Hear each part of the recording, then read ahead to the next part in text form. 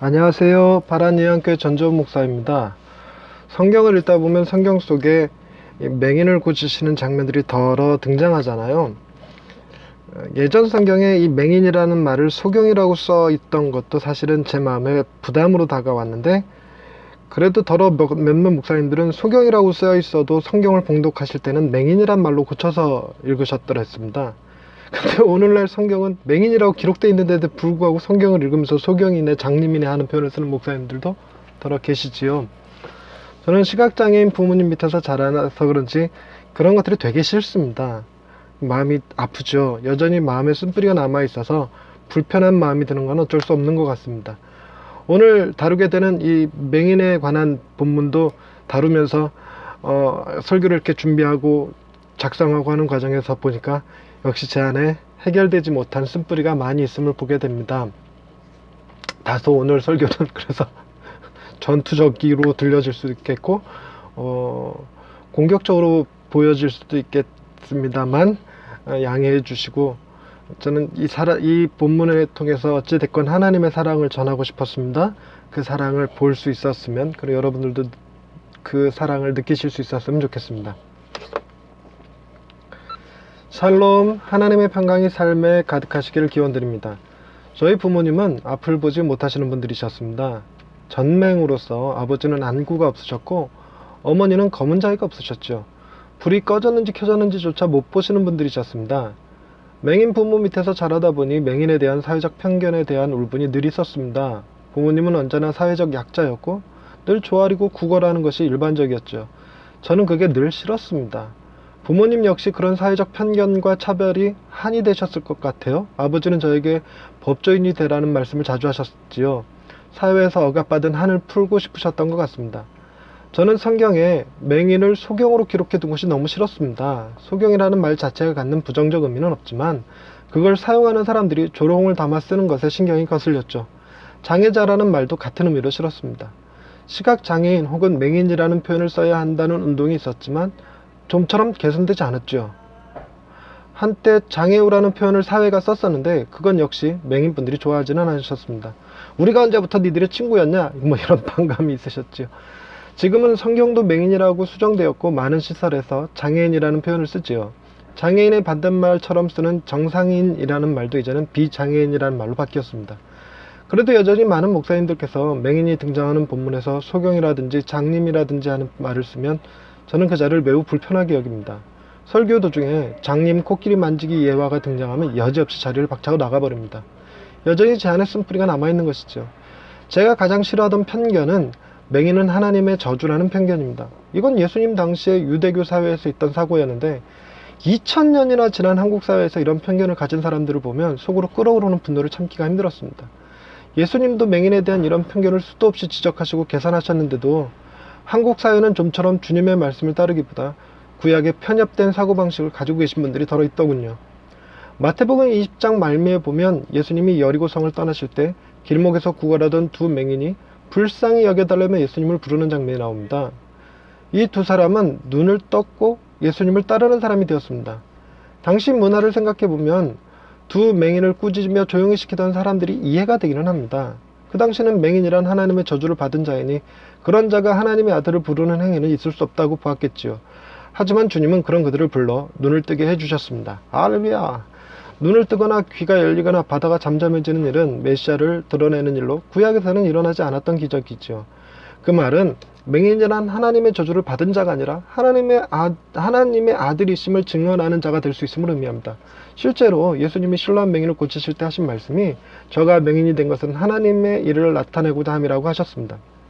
다른 복음서에서는 이들이 두 명이 아니라 한 명이었고 이름도 바디메오라고 합니다. 이는 이름이 아니고 디메오의 아들이란 뜻이기는 하지만 어쨌든 고침받은 맹인이 실제로 누구인지를 드러내는 역할을 하지요. 사람들이 주님께서 정말로 눈을 고쳐주었는지 디메오의 아들을 찾아가 보면 알 수 있다는 말입니다. 그러나 마태는 디메오의 아들이라고 하지 않고 두 맹인이라고 기록하고 있습니다.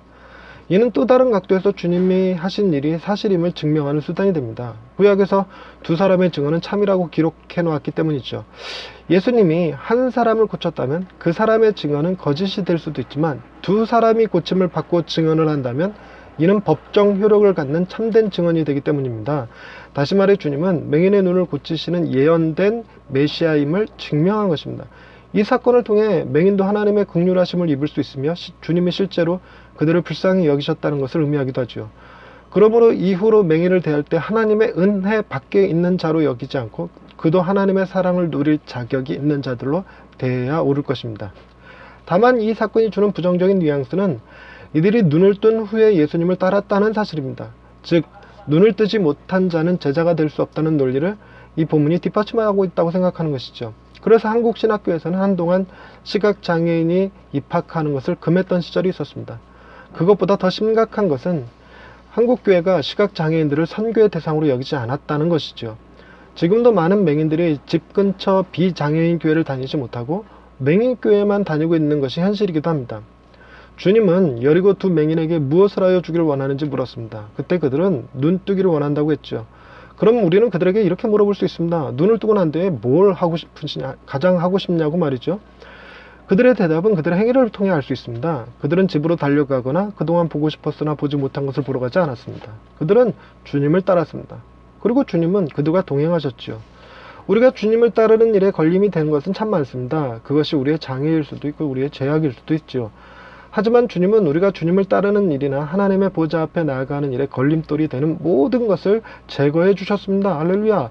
심지어 주님은 우리에게 담대함을 주셔서 하나님의 보좌 앞에 두려움 없이 설 수 있게 해 주셨죠. 그것은 바로 우리의 눈을 뜨게 해 주셔서 하나님의 사랑을 볼 수 있게 해 주셨기 때문입니다. 할렐루야. 우리를 사랑으로 대하시는 하나님 아버지, 우리의 어두운 눈을 뜨게 하셔서 하나님의 빛나는 영광을 보게 하시니 감사합니다. 우리의 눈이 어두울 때 하나님의 사랑을 보지 못하여 많은 시간 하나님 앞에 나아가기를 두려워했고 주님의 십자가를 의지하기보다 나의 선행을 의지하여 하나님 앞에 서려 했던 것을 용서하여 주옵소서.